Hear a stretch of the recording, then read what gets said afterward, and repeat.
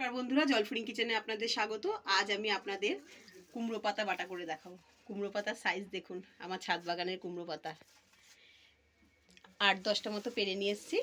এই পাতাগুলো দিয়ে আজকে আপনাদের বাটা করে দেখাবো। তা কি কি লাগছে চলুন দেখে নিই। নিয়ে নিয়েছি সর্ষের তেল, চিনিটা অপশনাল, যদি পছন্দ না হয় দেবেন না আপনারা। নিয়েছি রসুন, কালো জিরে, নিয়েছি হলুদ, এখানে নিয়েছি লবণ, আর নিয়েছি গোলমরিচ, শুকনো লঙ্কা, আর এখানে পোস্ত দানা।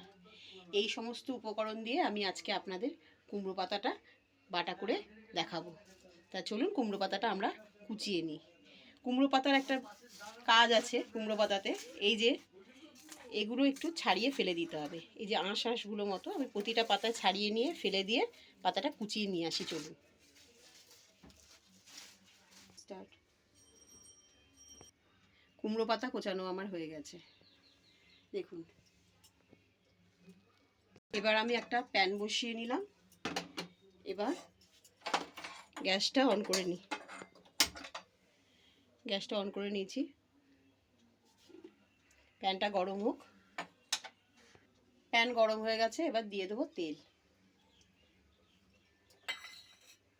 এবার দেবো রসুন আর কালো জিরে। একটু ভাজা ভাজা হয়ে গেলে এবার আমি দিয়ে দেবো শুকনো লঙ্কা, গোলমরিচ আর পোস্ত দানা।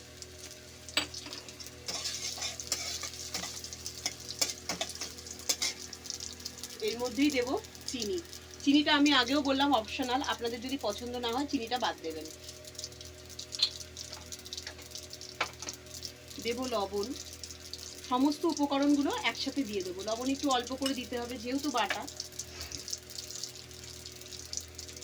এবার দিয়ে দেবো শাল। কুমড়ো পাতাগুলো আমি কুচিয়ে নিয়েছি ফাইন করে। সমস্ত উপকরণ নেড়ে চেড়ে একদম ভাজা ভাজা করে নিতে হবে। একটু হলুদ গুঁড়ো দিয়ে দিই, রঙটা তাহলে খুব সুন্দর আসে।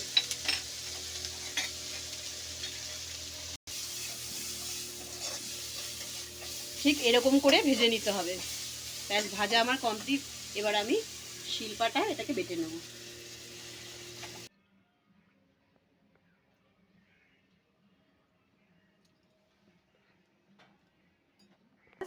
শিলপাটা আমি খুব ভালো করে বেটে নেব।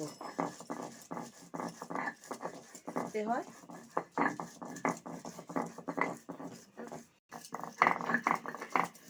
বাটা প্রায় কমপ্লিট বন্ধুরা।